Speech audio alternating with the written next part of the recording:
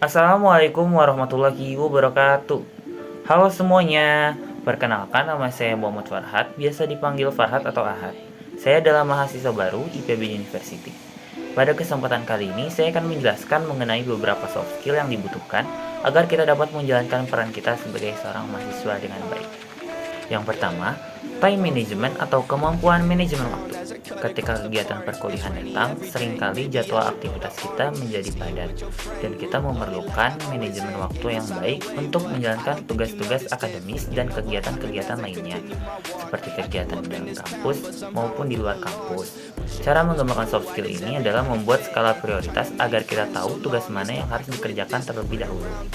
Yang kedua, komunikasi efektif.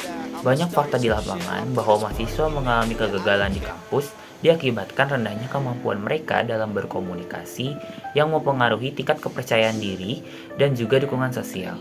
Jika kita sebagai seorang mahasiswa dapat berkomunikasi dengan baik, kita dapat memperluas relasi, menguasai public speaking, atau berbicara di depan banyak orang seperti berdiskusi, mempresentasikan hasil penelitian, dan masih banyak lagi. Cara mengembangkan skill ini adalah dengan menghargai, mendengarkan, dan memperhatikan dengan baik lawan bicara kita, serta menerapkan kejujuran dan keterbukaan. Yang ketiga, kemampuan beradaptasi.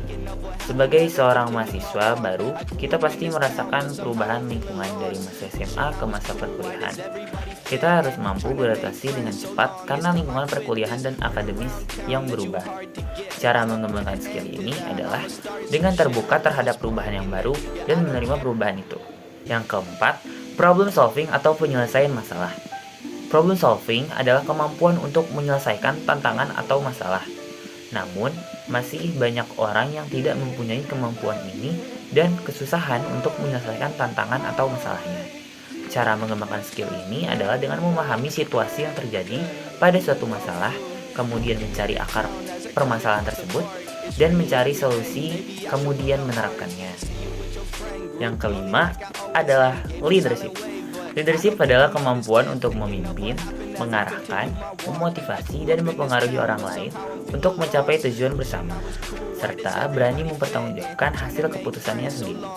Cara mengembangkan skill ini adalah dengan disiplin, mengembangkan keterampilan berkomunikasi, dan berlatih dalam mengambil keputusan.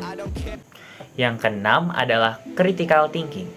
Critical thinking adalah kemampuan untuk berpikir secara logis, terstruktur, dan rasional terhadap suatu persoalan yang diterima.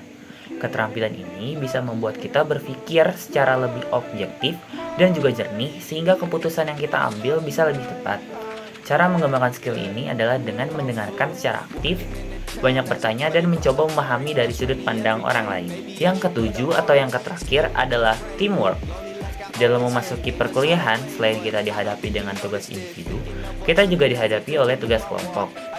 Teamwork adalah kemampuan bekerja sama dengan individu lain untuk mencapai suatu tujuan yang sama.